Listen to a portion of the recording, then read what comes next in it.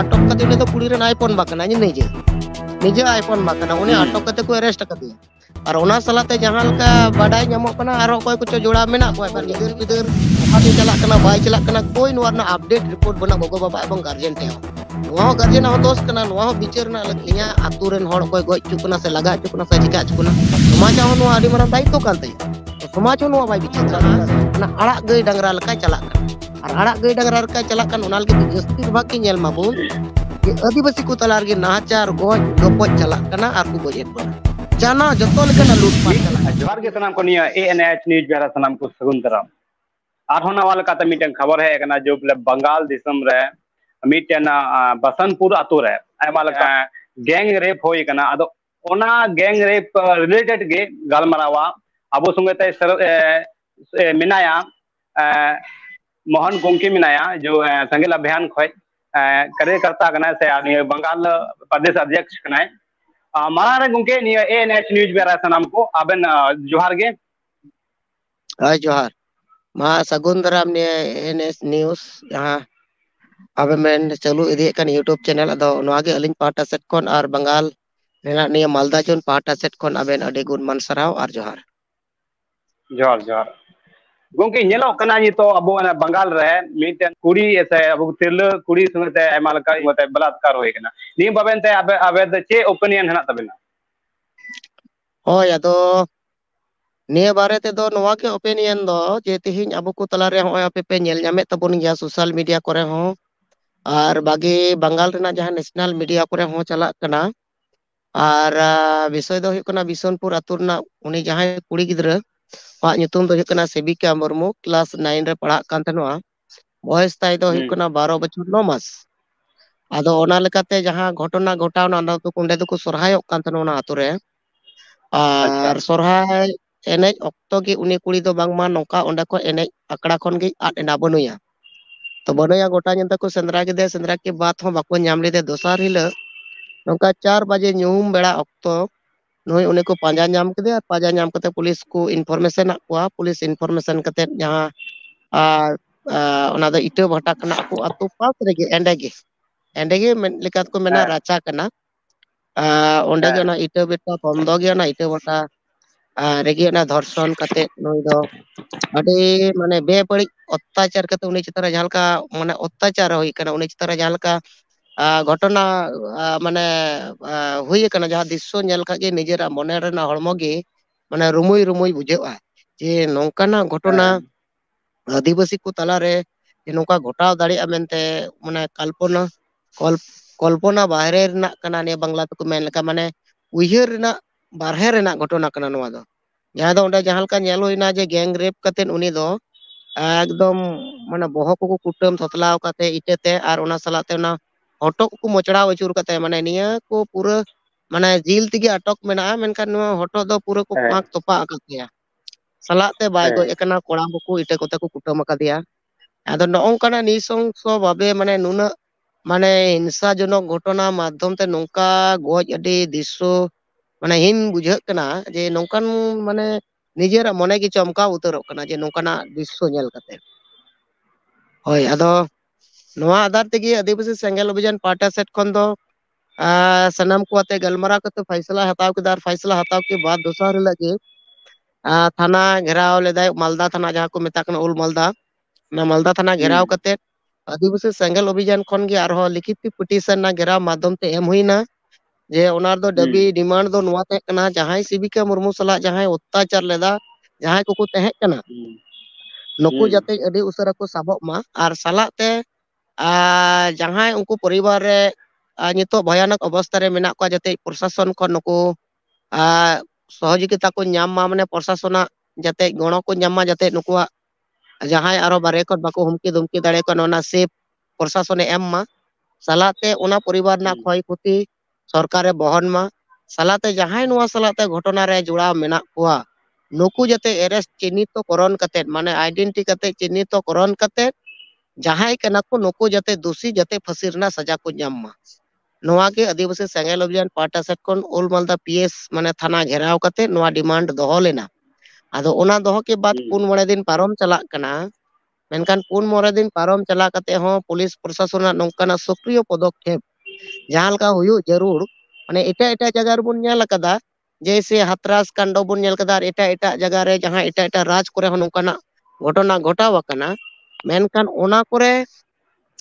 घटना घटाव कते पुलिस अडी तत्परता और अडी गोटा दिसम संगेल जुल उतरेना ये एकदम आंदोलन सनाम को आंदोलन केदा निया दो बेबड़ी हुई कना निया दो ठीक बांग हुई कना ओना दो ठीक कथा कना जे ओना उनको को ओना तलारे उनी उनका को नाहाचार के दिया जे ओना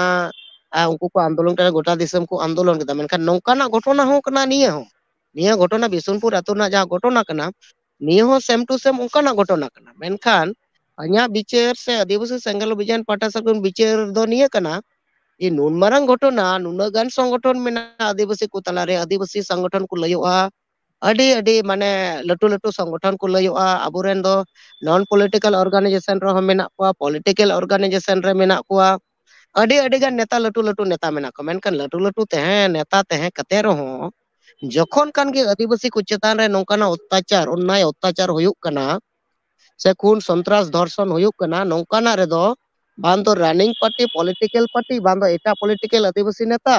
बांग दो नॉन पॉलिटिकल ऑर्गेनाइजेशन अडिगान नोंकाना बिना माने बाकू पार्टी या नोंकान ऑर्गेनाइजेशन को बनाव बड़ा कदा संगठन को बनाव कदा नुकु को आंदोलन का मेनका नोंकाना सक्रिय पदक्षेप दो निदबिते आदिवासी सेंगल अभियान छाड़ा एटा को दो नोंकाना पदक्षेप बाको आतंग दाड़िया कना बाको हताव दाड़िया कना तो नुआ दो अदि मारा दुर्भाग्य विषय कना नोडे मिट कथा लिंग मेना ज्यादातर नेलो कना अब आदिवासी समाज रेगे बोले अब करन बहु बेटी से गुड़ी को रे बिचो कना ये ना चे कारण होई दाड़िया कना होय नियर ना कारण दो इnya बिचार लेकाते दो नेगे मेना जे नियर ना कारण दो नुआ कन गया अबो आदिवासी जहां तिना मेना बोन अबो आदिवासी को तला रेना नोंकाना सचेतन मूलक वार्ता अबो कोठेन बनुआ सालाते अबो कोठेन जहां तिना संगठन नितुम तबन लया जे मांग रे ना संगठन से ग्यारह जे संगठन नितुम तबन लया तो हानाले बंचा नेले बंचावा नुआले बंचावदा मेनका नुआ दो इnya बिचार लेकाते तो नुआ दो पॉकेट मार्क्स संगठन के हुई बिजनेस संगठन के हुई जे सनाम को जुमित कते जितकर दाड़िया जे लाहा दाड़िया जे अबो बाबुन अन्याय अत्याचार अचुमा बाबुन लगा अचुमा बाबुन तोल अचुमा बाबुन खून सन्त्रास धर्षण अचुमा नुआ अगेंस्ट रे से नुआ विरोध रे तो बनु को ओना लगिते बाकी सनाम को जहां तिने दुष्कृत मेना को नुकु को बड़ाय दाड़िया कना को जे आदिवासी समाज रे तो को यूनिटी और जुमित बनुआ नुकु को तलार दा आको मिट मत बनुआ और मिट मत बनु खातिर तेगे नुकु को दो अडी उसरा अबु को ठेन नौकाना सुजुग को हताव दाड़िया कना जहां दो कुड़ी गिदरे चितान रे कोड़ा गिदरे चितान रे अमान एमान सनामा चितान रे नौकाना सुजुग को हताव दाड़िया कना चेदा से अबु को तलारे आतु दिसम तलार बुन तहन कना मेना बुना अबु बुन बड़ाया आतु टोला रे दो मजी पारगना स्वशासन विचार व्यवस्था से मजी पारगना कैप्टन आधार रे अबु मेना बुना मेनखान मजी पारगना रे तहे कते रहो मजी पारगना अबु आतु रेन टोला रे मेना को रहो मेनखान नौकाना स्वशासन विचार व्यवस्था रे दो बनु को अबरन मजी पारगना दो खाली रुमु बुलु डांडम न्यू निस हिस नियगे बड़ा मेनखान समाज चेल करे जुमित हुआ समाज रेन होर चेल करे बंचाव को हुआ ओना सलाते समाज रे जहां तना अइदर मेना आसाबासा जाति धर्म चेल करे बंचाव हुआ नुआ रेना यूनिटी से नुआ ना जुमित रे तो बनु को जे जहां को दाल तोल गज गोपज एत बुना जे नुआ चेल कर बन जुमित वा चेल करे नुआ बन टेकाव दरामा नुआ ना उयहर और विचार रे बनु को और उयहर और विचार रे जुदी नोका बाय तहना ऑटोमेटिक ने समाज और आदिवासी तुम गुजुग गया और मा ले नी तो पुलिस प्रशासन पे चे को मेनदा पुलिस प्रशासन पाटा सेट को दो नोआ रिपोर्ट कना जे आले आले लेकाले तदंतोयदा होय तदंतो चलाक कना सक्रिय पदक्षेप ले हताव कदा और आकुआ लेकाते दो आकु को लैदा मेनखान आबु लेकाते दो बन मेनदा नि दबिते सक्रिय पदक्षेप बाको आतांगदा तो ओना लेकाते आकु होला मिटे आकुरेन घनिष्ठ हर गया अपन बागी उनी को अटक अकादिया अटक कते को अरेस्ट कदिया बडायक कना जे नोका आकु गोष्ठी तला रगे नोकाना विषय आरो जुड़ितो मेना को आदो जुड़ितो मेना को कान तो पुलिस बडाया को पुलिस दो चेत बको दाड़िया सनामा को दाड़िया आको जुदी कोई इच्छा लका सनामा माने देन इन दियार के स्टेप हताव कते तुरंत सनाम को माने अरेस्ट दाड़िया को मेनखान नोडे ओका लका चो नोडे पुलिस प्रशासन हां लेबे जो नियो अब तला रे आमल का आहट हजू कान नियो करे बोले नेलो जहां तक नेलो कना अब जहां tahan kan ko gogo baba nuku upore ho ढिलो giddy kako kana gidra ko kuri ko kora ko niyo miten karon hoy dareya kana hoy ekdom ekdom noa mas kan gya nongkan ho karon abu hoy sorhay chalak kan na sorhay nyutum te aburen hor do ona marang regi to ona lay kita abu do nisa bulu abo jastir bhag ke adivasi to chelka mena abuna entertainment re mena abuna are entertainment khatir te ama chet khuti kan tama am uihar gi bam uihar dareya kana jom nyu maru urgi menaya are am ene sering lay lakchar mena atehen gya menkan tinak gan lakti kena inak gan gi ado abu do ora kon ho gider pider okate chalak kana bai chalak kana koi nuar na update report bana gogo baba ebong guardian te ho nuwa ho guardian ho dos kana nuwa ho bichar na lakti kana ar bichar kate nuko ho sudra jarur kana ar ona salate समाज ho sudra jarur kana समाज ho adi marang daito kan taya se aya ho je ing tinak sangin chet ing cikai da chet kuñ bichar da chet kuñ nyam da se bañ nyam da inya poribar re inya aturen hor koy goj chukuna se laga chukuna se cika chukuna समाज ho nuwa adi marang daito kan taya to समाज ho nuwa bai bichar dari kana se automatic ona khatir te hoy ona khatir te cika kana na do joto hor nuwa do daito mane chet ka kana ব্যক্তিগত দায়িত্ব আড়াগ গিডিক kana am ho ama daikto aড়াগ gidi kak kana inho inya daikto aড়াগ gidi kak kana ma jahal kak ki ebar hongka daikto aড়াগ gidi kan khatir diki abu ado chet tika kana abu ado ona feedback bun nyam da hoy goj gopot ar hani gi feedback bun nyam da nito jahan lekate nyelok kana abu atu kana bun abu adik jaga regi miten atu kana bun bole ande ande ora bun dohoy da lekin abu atu talare aima lekan hor ko tahen kana nuku ho daयित्व bako hataw da bole abu samaj re koy ku kuri ka ko chalak kana bako chalak kana bako dhyan ko kana ar che ko chikai da ar chikai kan khai unko bako ruko kan niye bare ta ben che men kiya hoy ekdom niye to must niye to jarur kana ona ligit te abu ko talar dekho nyel ben abu ko talare nokri chakri olo padha hor bugdi gyan sian hor ade barti mena ko menkan nukuwa ho jokhon gi nonda समाज na फायदा hataw da फायदा hata kate bazar शहर nagar re chala kana unia daito bang hiju kana je atu tola समाज re aj mitte mane sabha leka se mane chet ko meta kana jagrut sabha leka je onde he kate mitte gyani hor kanai budian hor kanai atu he kate समाज he kate mitte jagrut sabha se socheton muluk sabha jodi hoi chuya atu re je abu tihin देखो अब को आदिवासी को तलार दा marang बड़ी परिस्थिति रे बन सेटर kana तेहिं अब गुजुक kan परिस्थिति रे बन सेटर kana तेहिं नोआ को चेलकर बन बांचाव दाड़िया नोंकोना सचेतन मूलक वार्ता जुदी आतु टोला रहो जुदी नको को कोराव दाड़े किया एनकान ऑटोमेटिक सनाम हर तला रे कम बेसी निया बिचार दो हेज कुआ एनकान आबोरन संगे नौकरी चाकरी हर हो नाम कते समाज खने नाम दा समाज गी इमाय kana समाज रे लाभ हता कते बाजार शहर नगर रे चला kana और आतु दिसम दे हिड़ी टुका kana R jahay nuku political hor ho menak ko tabuna atu tola kore menkan uni do political gi bicar da menkan samaj do chelkare bancao yo noa idikate to socheton mulok barta ba em da ado no noa gi hoy kana abo minus point do se minus re abo bun padap kana je jono socheton mulok barta atu tola re babun re apply dareyak kana babun em dareyak kana budian hor ho babun em dareyak kana bam em khatir digi aboren hor do jahaman taha mana arak gei dangra leka chalak kana ar arak gei dangra leka chalak kan onal giti jastir bhag gi nyel mabun ye आदिवासी को तलार गे नाचार गoj गपoj chalak kana ar ku gojet buna jana joto lekana lutpat chalak kana Adivasi santar ko talar miten kathañ mena bole miten chhatika miten de recording galmaraw kan the amre ape upor ada hatyachar hoy kana hatyachar isliye kawi na isliye hoy kana bole ape ato ren hor gi baku ruko ka jahan ta kuri se korai badi ekumi da ato ren ho se baku ruko ka chira betim kami da se chira bate betam kami da baku ruko ko men ni ho hoy kana jahan badi kami kan khauni ruko hona chahiye लेकिन बाको रुको एक बार निना चे point है बोले जाओ रुको एक बार एकदम कारण नोंडे दो हुयु कना नोंका किछु दो अबो नय आदिवासी सेंगल अभियान पाटा सेट खन तो नोवा गे मेनेदा जे तिहिन अबो सिकनत मजी पराने को दोह को जरूर कना ओलो पड़ा हर बुद्धि ज्ञान सियान हर को नुकु को दोह जरूर कना तो अबो दो चिका कना वंश परंपरागत मजी परगना नायके गुडित बन दोह को कना तारपरे चेक के कना ओकोय माताल गिया बुल गिया बाय बिचार दाड़िया उनी किम दोह कदे एबार बुल माताल हर दो चेडे बिचारा उनी दो सरी आर एडे दो चेने नेल ठिका उनी मा चेन के बा नेल ठिका अदो बाय नेल ठिका अदो सरिया कथा चेका दे लई सदर जैसे तीन बिशनपुर ना घटना जेरकम मीन हर को अरेस्ट कदिया आकुरेन हर गे मित तो जुदी आतुरेन हर जुदी बिचार चुइया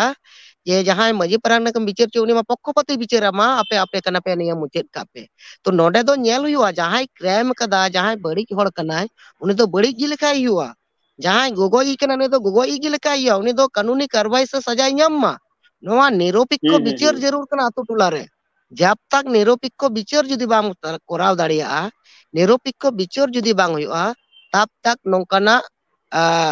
रोग से नौकाना परिस्थिति तो आदिवासी को तलारे तहना ओना लगित दो अतु टोला समाज खन सरिया रदो बडायाबोन अडेगान हर तो सपोर्ट रे बाकु तहना एड़े आरगी बर्ती हर सपोर्ट को तहना तो सरिया रोड जुदी मिद हर होय रोड़ा एनखान ओंडे अडेगान हर बय बयते उनिया सपोर्ट रे को तहना आर को तिंग चे अब ये निजो नियो कमी को काने को देखो सो छति कना से आपे अजमो कना हाय आंजम अजमो गोंके हाय आंजम बोले दा नियो जो घटना होय ना है जो घटना होय नोडे बोले नियो होड़ा कना से छति का देखो आय नि घटना कना अकोय को कमी को अंदाजा चे का अंदाजा होय ने दबी ते तो नोवा के बुझाव कना जहां मिद हर को अटक कते उनी तो कुड़ी रे आईफोन बा कना निजे निजे आईफोन बा कना उनी अटक कते को अरेस्ट कते और ओना सलाते जहां लका बाडाय ᱧᱟᱢᱚᱜ ᱠᱟᱱᱟ आरो कोई को जोड़ा मेना को बार ᱧᱤᱫᱟᱹ ᱵᱤᱛᱟ ᱟᱵᱚ ᱵᱟᱵᱚᱱ ᱞᱟᱹᱭ ᱫᱟᱲᱮᱭᱟᱜ ᱠᱟᱱᱟ जे आरो कोई को जोड़ा मेना को हर मेना को से देखु मेना को तो ओना लगी ते अब तबी हुई कना जे नोवा घटना सला जहां जुड़ी तो मेना को जतो को अरेस्ट बा मा एनखान नोवा ना क्लियर आर सपा जे अकोय को नोवा रे जुड़ी तो मेना को आदो फास्ट जहां जुड़ी तो मेना कुड़ी रे निजे आईफोन बा कना आदो ओना लेकाते तिहिन बुन बडाय मा जे नोंका निजेर आकुरेन मिद लाज बोया कना आई बाबा तकिन नोंका बडाय ᱧᱟᱢᱚᱜ कना उनकुरेन गोज हर कना को उनकु को वा नेतृत्व जहां पुलिस जहां को अरेस्ट कदे उनी आधार ते बडायो कना एबार आरो बाकी कोई को मेना को ओना दो आको को पुलिस प्रशासन को अरेस्ट लेको खाके बडायोआ आदो नोंकाना नेकर जनक घटना अबो अबो को तलार हो हुयुक कना आदो जहां अबो अबो को तलारे हुई के तगी जहां गोई कान तगी नि अबोरेन कान तगी उनी अड़ा गिडी किया नि दो ठीक बांग कना कारण जहां बड़ी कमी कदा ना बड़ी रना सजा दो ᱧᱟᱢ लगती कना अब ची आधार से बुझो ना से बांग ᱧᱟᱢᱚᱜ कन नोडे बोले ये आय हपन बाको गिरफ्तार करे बोले आय हपन बा निकाय कमी दड़िया ओय ओना गे मा कथा दो नो नोवा कना मेन विषय दो जे आय हपन बाय कमी दड़िया नो नोवा गे मिटे ताज्जब घटना बांग्ला तको मेना जे मिने हाहाड़ा लकान घटना जे निजे आय हपन बा को अरेस्ट के दिया और नोवा आईफोन बाय कमी दड़िया नो नोवा गे हुई कना अपनारा तलार हो कुकली जे अबो को तलार हो चेलका